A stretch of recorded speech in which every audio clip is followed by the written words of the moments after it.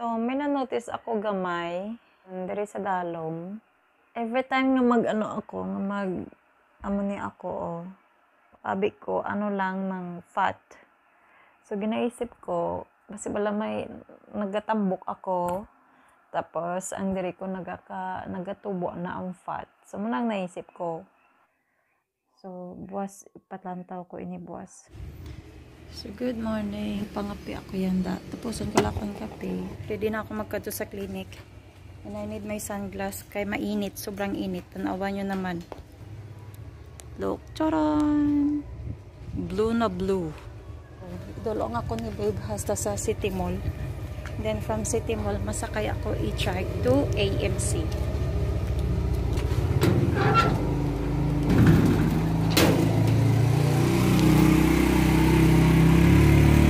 Harin ako sa may City Mall.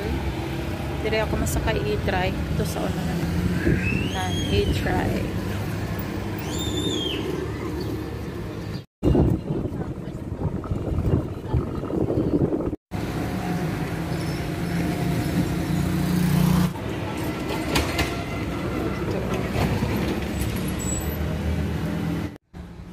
Ipa-check up ko tanian. Dire na ako na. Balidugay na siya. Pero wala, nang ignore ko lang, kabi ko bala may fat neck lang. Tapos, mga 2 days ago, daw gabatsyag na ako sang medyo, hindi siya totally masakit, pero nang dumabatsagan mo lang bala. Saan? Sa jaw mo? Diri sa dalong banda. Diba, diri atong jaw. Tapos paabot diri sa dalong, may gadalagan nga ng daw bukol. Pila nakaadlaw? Bali, pang 3 na yanda. Pero kahapon ko lang siya nakapaan yung may bukol. Kay ako, iba siya. So, dili doon may Sakit fat. lalamunan mo? Hindi. Nasipon ka? Wala. Masakit tayo mo? Hindi. Wala. May bukol eh. Gadalagan kasi. Pero masakit ang bukol? Oo. Pero hindi siya nang masakit gid. Kaso lang nang dumabatsagan bala siya. Ako ng details.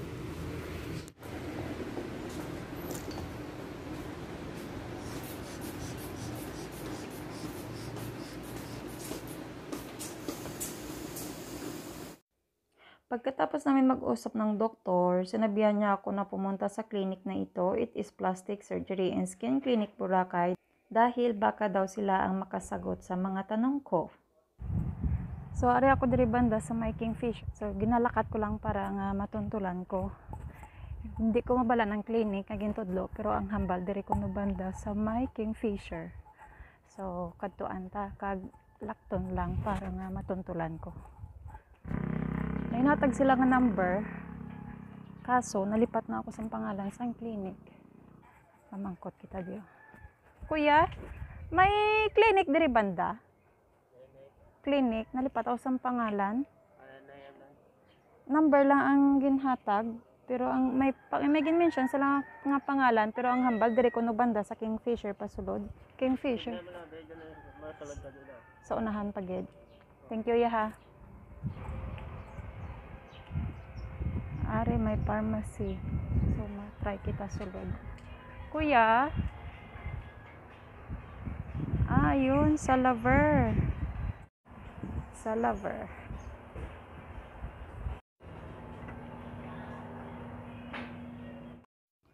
After ko makausap ang staff ng Sa Lover, tinuro naman ako dito sa Vicente Isabel Clinic. So, ito na ang pang 3 clinic na puntahan ko.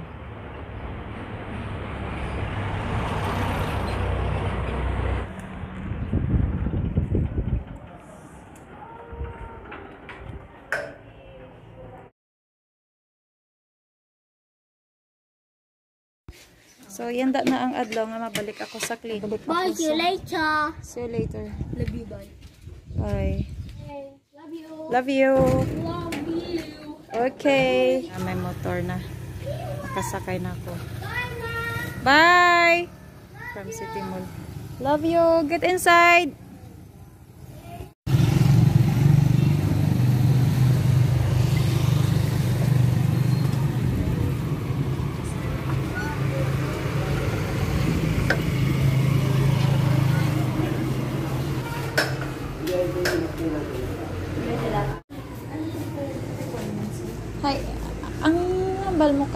na doktor na ma-check sa... Kailangan. Opo. Ala na siya. Andyan na siya. Kapilap na lang ako, ma'am. Kayo, ma'am, yung kapon, no? Oo. Ano ulit mo? Kailangan na sunod sa trabaho certificate. Medical certificate. Nag-absent. Ayan, sir. Pag ganitong medical certificate. Nagkakurog. Magbabayad na rin pala ako ng bill. Pagkatapos, aakyat na ako sa second floor para sa ultrasound. So, ang gagawin nila, i-ultrasound nila ang liig ko para malaman kung ano ang bukol. Tungod ginapoy ako sang lakat, nagbakal na lang ako sang andoks para sa amon panyapon yan da nga gabi. Kaya wala na ako tayo magluto kapoy. So, kakabalik ko lang diri sa balay. So, buwas ko makuha ang results ng ultrasound.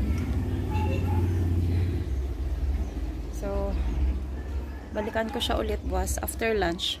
Kaya ang duty sang doktor nga nag-check sa akon is after lunch. Same sa paglakad ko kay ina. So, update tomorrow. Good morning. So, today is the day para mabalaan kung ano ang ara sa ultrasound kahapon. So, kung kahapon nagkadto ako sa Vicente Clinic, no? And nagpaobra ako sang ultrasound kung ano gid man ang ari diri sa idalong Gabukol. So, kadtuan ko na yanda. Ginakulban ako sa ultrasound pero sige lang, tani hindi lang delikado. Tani cross finger. Tara. So, ari na nakuha ko na ang result. So, kakahalin ko lang dito sa hospital or clinic nga gingkadtuan ko para sa akong nga check-up. So, sige na, buksan ko na kung anong result, lantawon ko na kung anong result. So, may negative and positive thought, pero syempre, dito kita sa positive. So, nakapaan ko lang ni siya, no, diri banda. Tapos, may times nga daw medyo masakit siya. Hindi man siya muna ikasakit, pero makapaan ko gid siya nga masakit. Tapos, kung diri ako nga side, magsubon sini. So, maanuhan ko siya nga daw may fats. Kaya, syempre, umpisa sabto, kung ano-ano na nagsulod sa utok ko. So, nagdesisyon na ako nga magpa-check up. And, the result is...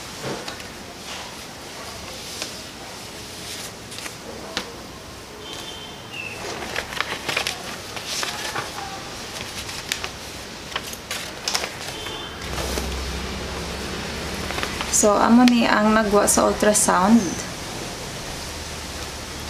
Ginbuligan ko pa ang doktor kung paano niya makapa ang bukol. Kaya ang bukol, gapangamuhan. So, hindi makakapa ng doktor ang bukol ko dito sa liig. So, ang ginawa ko, tinulungan ko siya para mahuli or mahawakan ang bukol na tumubo dito. No? And then, pagkatapos noon, doon siya nag-umpisa na i-detect ng machine or kung ano ba tawag doon dito sa bukol. So, yung bukol na yon kailangan ko siya hawakan ng pagganito para doon niya makuhaan talaga ng result kung ano man yun. So, dito wala naman. So, dito lang talaga siya na side. So, natagalan kami sa paghuli doon sa bukol kasi hindi niya talaga makapa. Pero kapag ako, nakakapa ko siya. So, nag-worry lang ako kasi ang laki ng bukol, yung Julin kalaki. So, doon ako nag-start mag-worry. So, ito ang mga result na kinuha niya sa akin. Tapos, dito sa my left, sa submandibular, dito sa my left side, kung makikita nyo, may dalawang bukol dyan. So, yan yung bukol na nakapa ko na sinabi ko nga na nandito siya. So, yan, nahuli siya ng doktor na yun. Then, so, sa result na to, pinaliwanag sa akin ng doktor kung dapat ba ako may ipag-alala o wala. Malaki nga daw siya. So, yun. So, ang sabi sa akin ng doktor, ang bukol na ito ay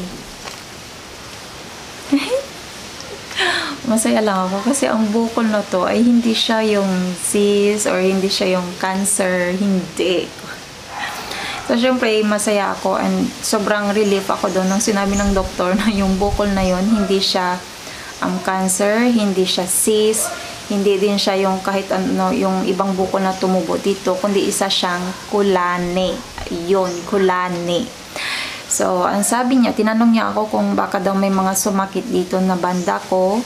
Tapos, baka daw sa sobrang tagal na ng sakit, kaya tumubo ang kulani. So, sakto naman na yung ipin ko dito sa taas, yung pinapasta ko, ay sumakit siya. So, hindi ko pa siya na, ang advice kasi ng doktor sa akin, ipa-permanent pasta ko siya. So, ang nangyari, hindi ko pa siya na permanent pasta. So, nangyari, yung sakit na yun, siguro, yun yung dahilan kaya tumubo ang sakit dito. Tapos, ang sabi ng doktor, may dalawa is, ilan ba yun? May kinds of kulani na, yung kulani, may tinatawag na kulani na stubborn kulani. Tapos, may tinatawag daw na kulani yung soft. O, yun daw yung mga minsan kapag may sugat-sugat tayo, like sa paa, may tumutubo daw na kulani sa hita natin, yung mga ganyan. Is akin daw sa case ko, dito dahil sa ipin siya, dito siya tumubo. So, hindi siya bayuok, kundi kulani. Ang in-explain ko naman sa doktor, bayuok, ang bayuok, di ba galaki yung dito natin or yung dito. Tapos nilalagyan lang niya yung parang blue na ano yun. So, yun ang sinabi ko sa doktor. So, yun sabi ng doktor, isa itong kulani. Mayroon din daw siya kilala na kapag tinubuan daw siya ng kulani, 5 dito sa liig. 5 talaga. So, mabuti daw sa akin is isa lang. Pero mawawala din daw ito. So, wala siyang binigay sa akin na gamot. Wala kasi kusa daw ito nawawala. So, okay lang. Para naman sa akin, okay lang na napagastos ako, no? Kasi para din naman ito sa akin, tsaka sa peace of mind ko. Buti na lang, may dumating na blessing na pera at yun ang ginamit ko. So, yan ang ginamit ko. Tapos, ayun nga, at least, nawala ang, or at least, may closure yung mga nandito sa utak ko na tumatakbo, no? So, hindi na ako mag-iisip ng kung ano-ano pa. Siyempre, may result na tayo.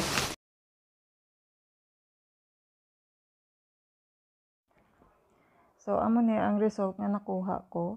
Mahaba ini siya nga result, nakapilo lang. So, ari diri ang left, tapos my right. Baliging kuhaan na both side para mabalaan kung ano. So, amo ni siya ang pinakadako nga bukol sa akon nga left.